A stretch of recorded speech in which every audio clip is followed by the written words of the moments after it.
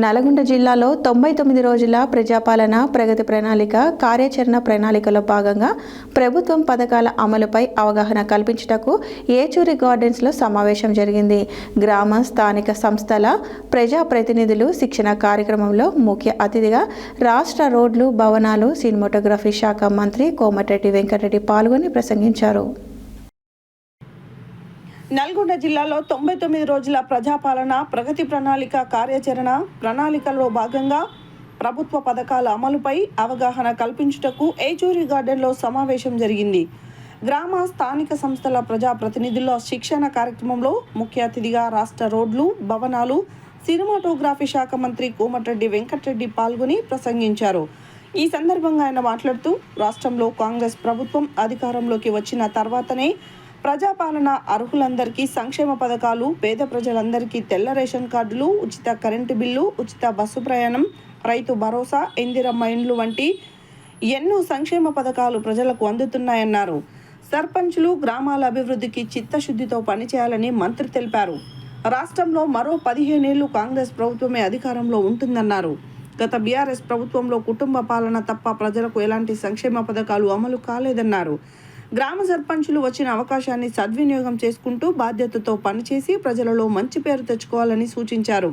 గ్రామాలలో ఎలాంటి సమస్య ఉన్నా సర్పంచులు నేరుగా కలెక్టర్ను కానీ తనను కానీ కలవచ్చు.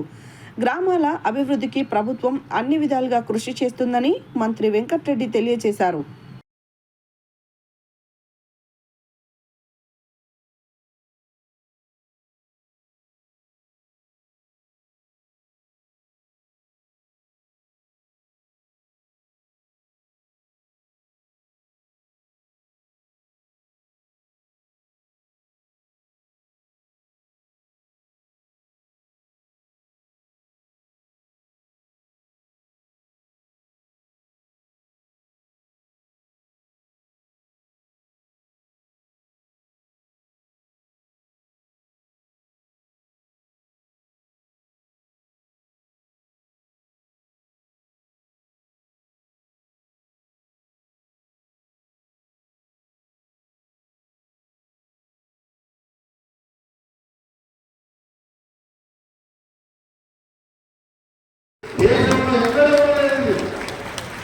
దేశంలో ఎక్కడ లేదు.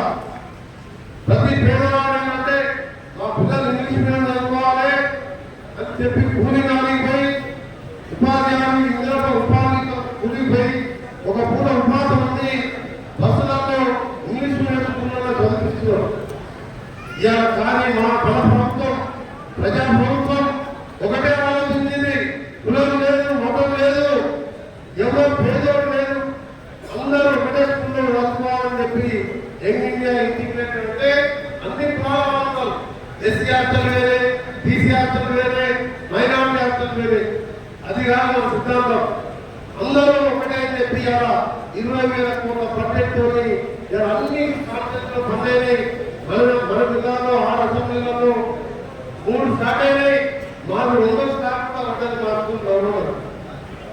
ఈ విధంగా పేదవాళ్ళ వైపు మనం చూస్తే అంగన్వాడీ కానీ, స్కూళ్ళలో కానీ, ఊళ్ళలో రేషన్ కార్డులో కానీ బియ్యం ఇస్తే ఆ బియ్యం తిన్నాక మీరు ఆ డీలర్ని వదిలిపెడితే ఆ డీలరు ఆ రైస్ మిల్లర్ కలుపుకుంటే వాడు పాలసీ చేసుకొని బ్లాక్ మార్కెట్ లో అమ్ముకుంటుంటే ఇలా 10 ఏళ్ళు తెల్ల కార్డు చేయని ఆ గవర్నమెంట్ లో ఇలా తెల్ల కార్డు ఇవ్వడమే కాదు 50 రూపాయల కిలో బియ్యం ఇలా నేను కలెక్టర్ గారు మన ముఖ్యమంత్రి గారు తినే బియ్యంలోనే ఇలా పేదవాళ్ళు అర్థం చేస్తుందంటే అది ప్రజా ప్రభుత్వం ఉంది.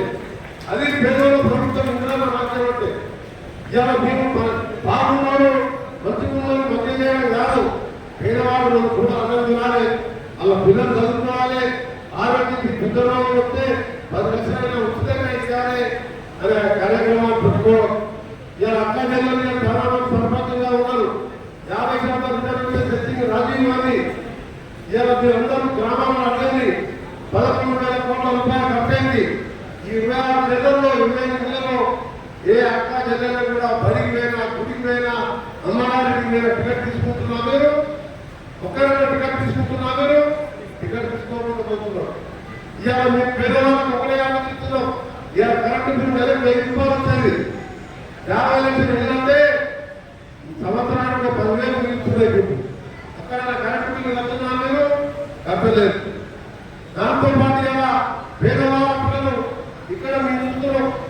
మన హైదరాబాద్లో కానీ ఎక్కడ పోయినా సరే మన పిల్లల్ని ఏ విధంగా తీసుకురావాలి, ఫ్యూచర్ సిటీలో ఉద్యోగాలు చదువుకున్న పిల్లలకని ఫ్యూచర్ సిటీలో పెద్ద కంపెనీలు వస్తున్నాయి. ఇవన్నీ చేసుకుంటూ ఇంకా చేయవలసిన కార్యక్రమాలు చాలా ఉన్నాయి. అందుకని కొత్త సర్పంచులుగా మీరు ఇప్పుడే మన లక్ష్మీ మేడం గారు మాట్లాడారు.